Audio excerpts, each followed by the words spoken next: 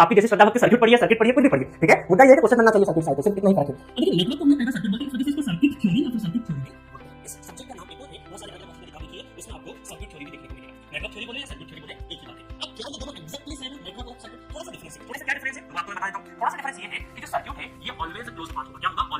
Always क्या रहेगा? ये closed path, always closed path होगा।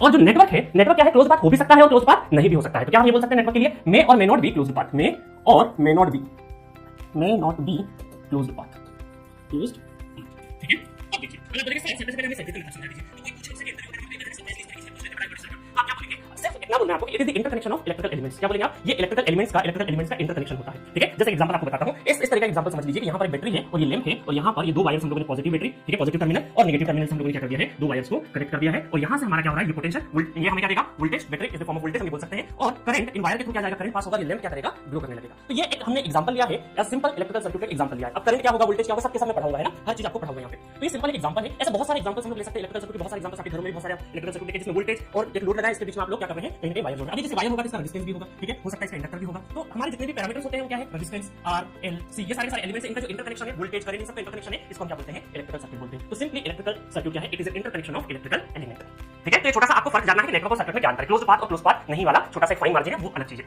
चलिए नेक्स्ट चलते हैं हम लोग, है ना। थ्योरी का मतलब क्या है कि थ्योरी में दो चीजें आती है। थ्योरी में क्या आती है? दो चीजें। उन दोनों चीजों के बारे में हम लोग डिस्कस करते हैं। एक तो होता है हमारा एनालिसिस, एक क्या होता है हमारा? एनालिसिस, और दूसरा होता है सिंथेसिस।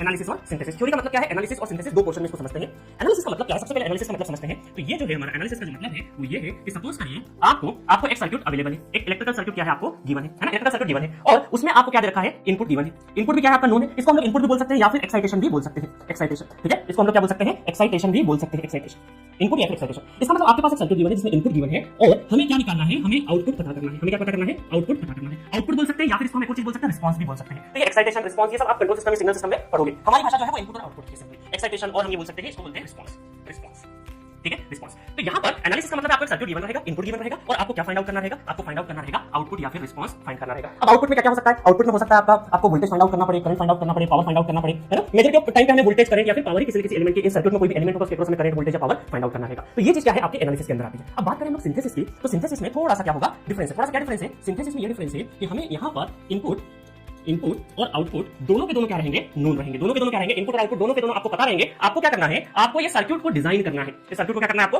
डिजाइन करना है। इतना बस समझिए, इनपुट आउटपुट दोनों की मैंने सर्किट डिजाइन करना, ये पार्ट कहलाता है आपका सिंथेसिस। इसीलिए बहुत सारी किताबों में जो आपकी नेटवर्क थ्योरी की बहुत सारी किताबें आती है अलग-अलग ऑथर की, तो आप फ्रंट पेज पे देखिएगा कई बार ऐसा लिखा रहेगा नेटवर्क एनालिसिस एंड सिंथेसिस। क्या लिखा रहेगा? Network analysis and synthesis.